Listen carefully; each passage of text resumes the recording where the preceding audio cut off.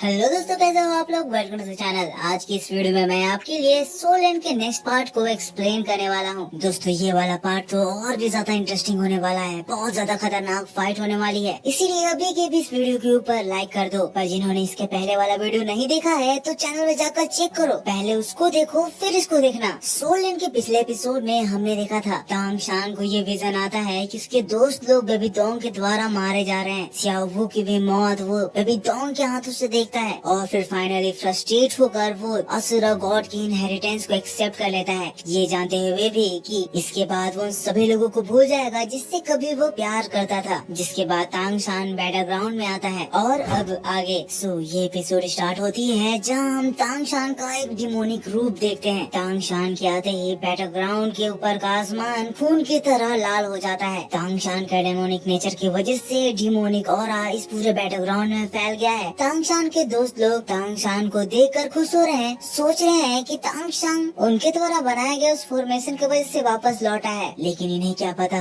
कि तांग शान ने सबसे ज्यादा खतरनाक डिमोनिक इनहेरिटेंस को एक्सेप्ट कर लिया है। तांग शान के दोस्त लोग तांग शान को देखकर खुश हो रहे हैं, वहीं बेबी दोंग और उसके साथियों की धड़कन तेज हो गई है। ये लोग दोबारा से तांग शान को जिंदा देखकर डर से घबरा चुके हैं। तब हम क्वीन रेंसियो को देखते हैं जो कि एकदम डेविल वाला स्माइल देते हुए खुद में ही कह रही है, तांग शान मैं जानती थी तुम इतने आसानी से नहीं मरने वाले हो। और हम तांग शान को देखते हैं जो कि बेबी दोंग की ओर अपना हाथ उठाता है। हम तांग शान की डेविल आइज को देख सकते हैं। उसी के साथ तांग शान की एनर्जी से मार्शल सोल एम्पायर के कैसल्स टूटने लगते हैं। तांग शान की बस छोटी सी एनर्जी के ही झलक से पूरा का पूरा ये मार्शल सोल एम्पायर तहस नहस होने लगता है। हड़कंप मच जाती है, सोल्जर्स लोग अपनी जान बचाकर इधर उधर भागने लगते हैं। अब इस वक्त तांग शान किसी की भी जान की परवाह नहीं कर रहा है। तांग शान एक डिमोनिक अपीयरेंस दे रहा है और ये चीज तांग शान के दोस्त लोग भी नोटिस कर रहे हैं। ये कह रहे हैं तांग शान के लौटने के बाद तांग शान की अपीयरेंस, उसका नेचर पूरी तरह से बदला हुआ लग रहा है। हमें इस आदमी को दिखाया जाता है, ये कह रहे हैं हमें नहीं पता ये कैसे हो रहा है, क्यों हो रहा है, क्या पता तांग शान उसके बाद किस तरह की खराब चीजों को एक्सपीरियंस करा होगा। पर जो भी हो, उसने डेथ के लिमिट को ब्रेक कर दिया है और उसको तोड़कर वो वापस से ह्यूमन वर्ल्ड में आ गया है। तांग शान ने जो अचीव किया है, जरूर ही इसका कंपनसेशन उसको बहुत बड़ा चुकाना पड़ा होगा। इतना ज्यादा बड़ा कि हम लोग उसको एक्सपेक्ट तक नहीं कर सकते हैं। इस आदमी को रियलाइज हो गया है कि तांग शान के साथ जरूर ही बहुत कुछ बुरा हुआ है। तब तांग हाओ का में दिखाया जाता है जो कि उससे कह रहा है हमारा तांग शान ठीक हो जाएगा, हमें बस उसे थोड़ा सा समय देना है। तब हमें सियाओ वू को दिखाया जाता है जो कि तांग शान की इस नेचर को देखकर थोड़ी सी टेंस्ड हो गई है, लेकिन अभी भी वो खुश है क्योंकि आखिरकार उसका तांग शान जिंदा हो चुका है। वो कह रही है मेरे लिए ये कोई भी चीज मैटर नहीं करती है, आखिर में मेरा तांग शान वापस आ गया है, यही बात मेरे लिए सबसे ज्यादा बढ़कर है। तब हम उसी वक्त तांग शान का बहुत ही ज्यादा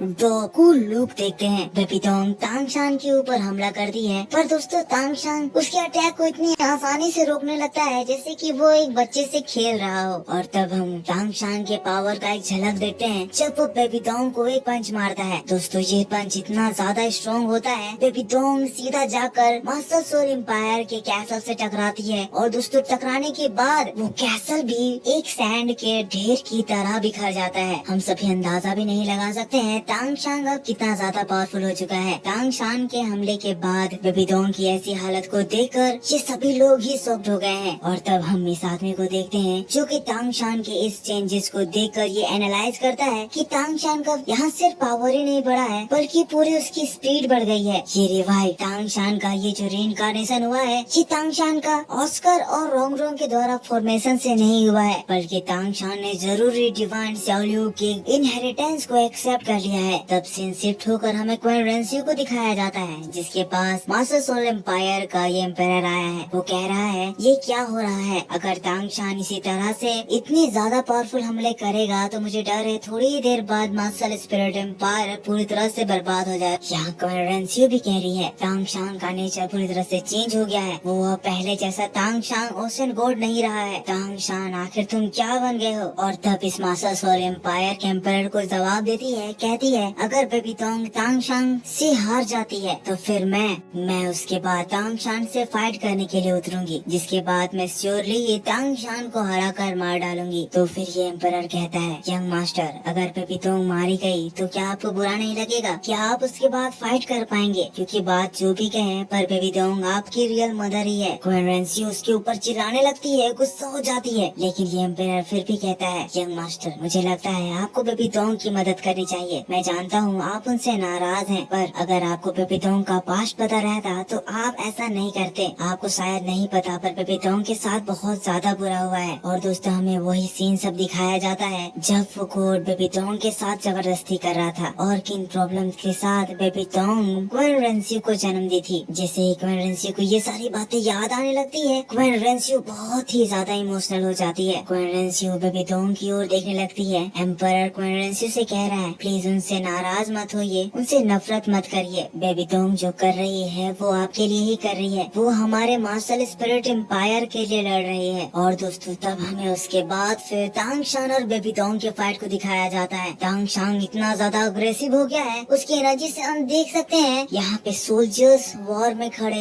इसकी चपेट में आकर जल के राख होने लगते हैं। वो लोग जमीन में आ जाते हैं। उसके बाद तो ये नजारा और भी ज्यादा भयंकर लगने लगता है। यहाँ तांग शान के सांसों के साथ साथ यहाँ लोगों की चिताएं जल रही है। बेबी डोंग भी कह रही है तांग शान की प्रेजेंस, उसकी हवा, सब कुछ एकदम अलग लग रही है। तांग शान पूरी तरह से बदल चुका है। यहाँ वो अपने आप में अब एक थोड़ा सा भी किसी के लिए प्रोटेक्शन नहीं लगा रहा है। ये पूरी तरह से डीमन की तरह बिहेव कर रहा है। डिमोनिक पावर बहुत ज्यादा है, यहाँ इतनी ज्यादा है कि पहले ही मुझसे एक लेवल अप है, ऊपर इसके पास पिछले बार का अग्रेशन भी है। और तब हम देखते हैं तांग शान फिर से एक बार सियाओबू को याद करता है और एक गुस्से वाले एक्सप्रेशन के बाद वो एकदम शांत उस जगह पे खड़ा हो जाता है। ये शांति तूफान से पहले होने वाली शांति है। तांग शान के दोस्त लोग ये चीज देखकर हैरान हो गए हैं कि तांग शान ये क्या कर रहा है। तभी हम देखते हैं उस जगह पे क्वीन रेंसी भी बेबी डोंग के साथ आ जाती है। कहती है अब समय हो गया है कि हम लोग एक साथ मिलकर इसको निपटा दें। बेबी डोंग ये सुनकर कहने लगती है, अगर मुझे तुम्हारा कोऑपरेशन मिलेगा तो हम लोग आराम से ये इस आदमी को मार डालेंगे। यहाँ हम देखते हैं बेबी डोंग और क्वीन रेंसी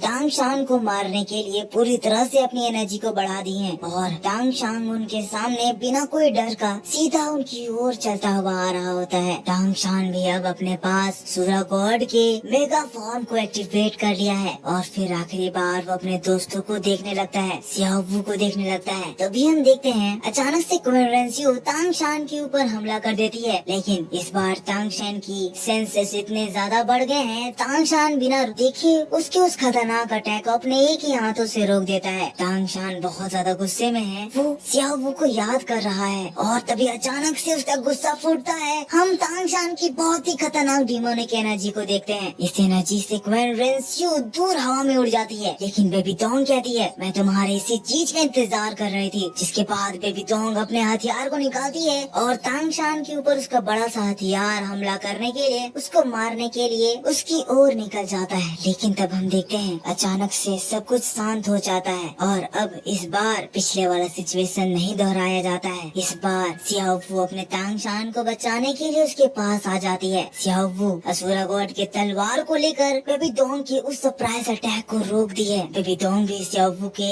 इस रूप को देखकर शॉक्ड हो गई है। वो कह रही है, असुरा गॉड की तलवार इसके पास कैसे आ गई है? इतनी ज्यादा बड़ी डिवाइन पावर अचानक से ये कैसे यूज कर पा रही है? तब हमें सियाओबू को दिखाया जाता है जो कि तांग शान से सट कर कह रही है, तांग शान मैं हमेशा तुम्हारा साथ दूंगी, चाहे इसके लिए मुझे अपनी जान भी क्यों न गंवानी पड़े, मैं सीधा उससे टकरा जाऊंगी, चाहे इसके लिए मुझे तुमसे अलग भी होना पड़े, पर 1000 साल बाद, मिलियन साल बाद मैं वापस तुमसे जरूर मिलूंगी और मुझे तुमसे कोई भी कभी भी अलग नहीं कर पाएगा। तभी हम देखते हैं सियाओबू की ये सारी बातों को सुनकर तांग शान को कुछ होने लगता है। सियाओबू रो रही है और ये चीज देखकर हमें लग रहा है तांग शान के बॉडी के अंदर से असुरा गॉड का इफेक्ट कम हो रहा है। ऐसा लग रहा है रियल तांग शान की सेंसेस उसके पास वापस आ रहा है। और दोस्तों बस इसी बात के साथ यहाँ ये एपिसोड खत्म हो जाता है। Thank you so much video कितना देखने के लिए और मेरे न्यू चैनल को सब्सक्राइब करने के लिए। पर जिन्होंने उस चैनल को सब्सक्राइब नहीं करा है, मैं इसके नेक्स्ट पार्ट को उसी चैनल पे अपलोड करूंगा, तो जाकर प्लीज अभी के अभी उस चैनल को सब्सक्राइब कर दो। न्यू वीडियोस में कुछ ही देर बाद अपलोड कर दी जाएगी। उस चैनल का लिंक आपको इस वीडियो के डिस्क्रिप्शन में मिलेगा। चैनल का नाम है एनिमे की दुनिया। फटाफट से उसको सब्सक्राइब करके रखो और मैं मिलता हूँ आपसे उस चैनल पर थोड़ी ही देर बाद। अगर आपको ये वीडियो पसंद आया है तो प्लीज इस वीडियो के ऊपर लाइक करना, कमेंट में बताना वीडियो कैसा लगा और इस चैनल को जाकर जरूर से सब्सक्राइब कर लेना।